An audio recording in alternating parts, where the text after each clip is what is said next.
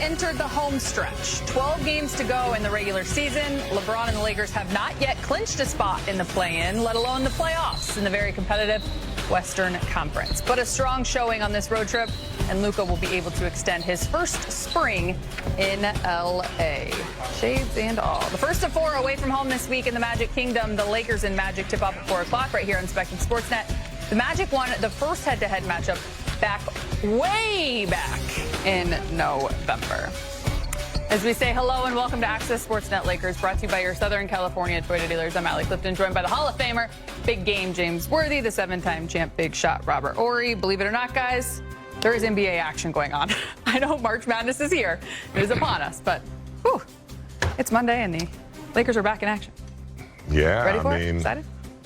March Madness is obviously a big time of this year, but with the NBA and the way the seeding is going back and forth, and the buzz in this city in particularly, it's kind of working simultaneously, side by side. You got guys leaving school, coming to the NBA. It's kind of all right there together. So yeah. Crazy. It's like its own madness. It's a jambalaya of different basketball players. You know, you think about with baseball's just starting, you usually have a lot of hype with that. Nobody really cares about that. It's about what's going on in the West, the seeding in the West, and it's what's going on in college. And for me, it's just an exciting time. You know, I hear so many people ask me about how was March for you in college. It was great. You know what March was me in the NBA? It was great. You know why? Because I was battling for position, trying to get higher ranks so I get a better seeding and all this kind of stuff. But this, you know, for me, March is always, when you think of March Madness, it just doesn't apply to NCAA. It applies to basketball as a whole. Indeed. How is it to be Robert Horry? And also, don't forget about, you know, women's basketball, because their March Madness is happening too. So don't forget about them. There's some great games going on right now. So, you know, watch if you don't want to watch us. Indeed. Off to a great start. Your question, how was it to be Robert Horry in Alabama? Was very rich student. That was before all this DNL, RPL, and all this other stuff going on. APL, all the things. Yeah, oh, great start to the show. Happy Monday. It's the Worthy Effect. Yes. Oh, we're all living in it, trust me. West standings, that's where we begin. We take you there right now, in case you haven't missed it, in the Wild Wild West. This is what it looks like today on Monday, of course. The Thunder at the top, they've clinched their spot. You got the Rockets at 2, the Denver Nuggets there at 3, a game above the Lakers, sitting in that 4 spot. For a game and a half above number 5, the Grizz, with the Warriors rounding out at least the playoffs for now. So with the Lakers coming off 2 straight losses, you now start a 4-game road trip. We know what happened on the last 4-game road trip. Getting back into the win column, I think we just keep it simple. Big game, that's the focus. That's your priority, right? Yeah. A big letdown, you know, the other night against Chicago, especially, you know, getting everybody back. We talked about that Grace game. There's 2 or 3 of them. But now you're in 4th spot. You're closing out the season. You have to come together as a team and decide on what you want to do. And you got to win. You got to get some wins on the road, obviously, to try to sustain your spot. 4th spot looks good right now. At least you get that first round at home. So it's not going to be easy, but you're getting everybody back, get back on track.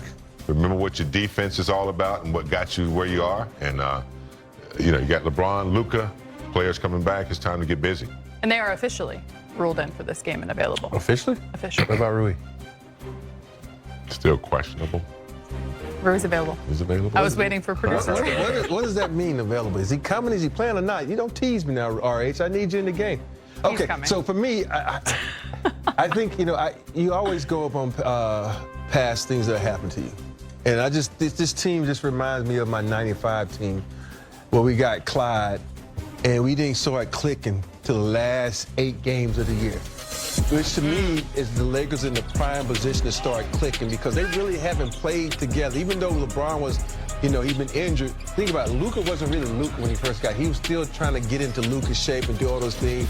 And then you got Dodo trying to fit in. You got, you know, all these guys. Now Jackson Hayes emerging as a new position. Like, there's so many things that still has to come together. And right now, I think it's the prime time for the Lakers to come together and like, yo, this is who we are. This is what we can do because it's, to me, seeing this, it reminds me of 95 for me. And I know I hate talking about what happened in the past, but it's just so many things that you can see that resembles that, where they're going to start clicking at the right time, and it's going to be really scary. You're really taking us way back, Rob. 95. Just kidding. Well, I'll forget my example then. You see LeBron there. I just mentioned he and Luka are officially in, will play. So starting with the two of them, obviously, that's a great position to be in as a team. But Big Game, you kind of touched on it. It was that grace game that they got on Saturday. Yeah. Just because guys are available does not mean that it's going to get the win for you. I was going to come to you, but we're actually going to go right to Orlando, Absolutely. I believe, and get you there to Lakers reporter Mike Trudell. He joins us with the latest. People waiting for Mike. Hello, Mike. Hey guys, what's happening? Welcome to Florida. So with JJ Redick, we wanted to start just with his reaction to how Rui and LeBron came back out of their first game in a couple of weeks collectively against Chicago, and just see how they were feeling ahead of this one in Orlando. So that's where JJ started moments ago. Both came through well. Rui, I think, is going to be a little bit longer till we get back to his normal minutes. I don't know. I can't put like a day or a week or a game on that, but we'll keep him on a minutes restriction in the interim. And then it's been a little bit since you saw Orlando. They got the late three from Wagner, but now Suggs is out. What have you thought about the way they've been playing and how you guys match up heading into this one? Yeah, they're still really disruptive defensively, and we didn't play against Banchero last time, and he's a special player.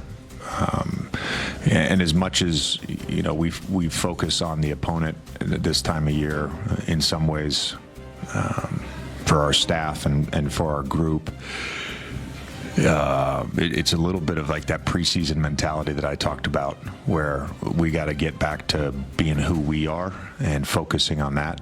And I think because of the lack of court time and prioritizing rest over shoot-arounds and walkthroughs over the last couple weeks, we've just developed some really bad habits defensively, and that came to fruition.